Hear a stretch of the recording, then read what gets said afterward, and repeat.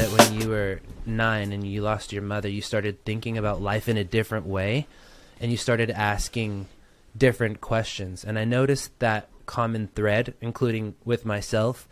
Like, I had an experience with death. Life changed for me, and I started questioning the meaning of life and asking, why am I here, and why do we suffer, and these things. And I think that those questions are the driving force that drive people to finding a way to contribute to the ending of suffering one way or another. And so I wonder if you feel that, if it resonates with you, or if you feel that thinking about death, loss, suffering at such a young age drove you to this place where you were able to live a life of pursuing fulfillment and contribution.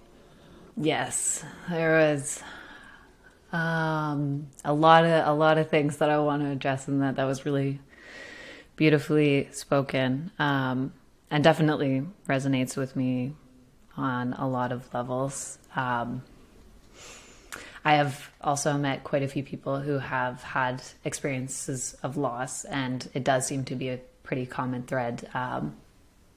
It's always interesting to see where people are at in their journey with that, because it's the same experience, but it happens to everybody differently. Maybe you're a different age. Maybe you have a different relationship with that person. Maybe it's someone close to you, not that close to you. Maybe it was sudden. Maybe it was drawn out and prolonged. And I think what you said is something is really important and true about why death is like this terrible and beautiful thing at the same time.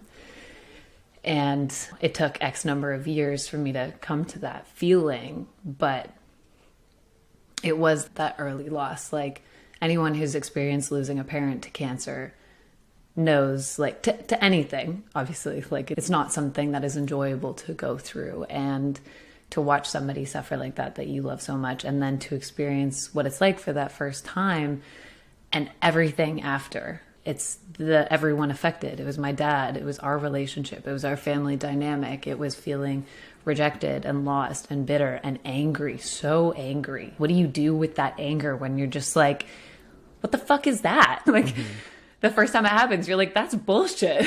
And everyone, obviously, there's different ways that cultures look at death. But I grew up in Canada, North American based. Like, I don't think we have a very good relationship with death. It's super fear-based.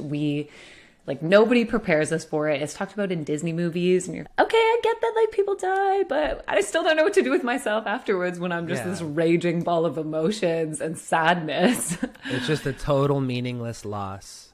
Yeah, just a total meaningless loss. And I think that's really the catalyst for what does that mean? And what am I going to do with that? Mm-hmm. And yeah, like, it's this weird, for me anyways, I lived in this like really weird juxtaposition, as I called it the other day, and I'm growing to enjoy, where this like external part of me was really trying to embrace all of the like silver lining learnings, all of the, wow, life is super fleeting. Like, we don't know. There's no guarantees. We don't know what comes after this. We don't know if it's something great or terrible. We don't know when the ones around us are going to die or something's going to happen. So let's love each other. Let's be good to each other. Let's be kind to each other. Let's care. Let's give a shit. Like, that part of me that was just like, okay, life, I get it. This is a finite thing that I get to do, at least in this soul being experience once. And then the inner part of me that was just like crushed on every level and sowed all these really sad seeds and like dark seeds that manifested in different ways over the course of my young adulthood. And I had to grow through those, and I had to find my way, and I had to look at how those things came out over the next 20 years of my life in my relationships and how I carried myself when I was clearly very internally terrified and didn't know how to talk about it because it was something from 15 years before that I had never dealt with and didn't know how to.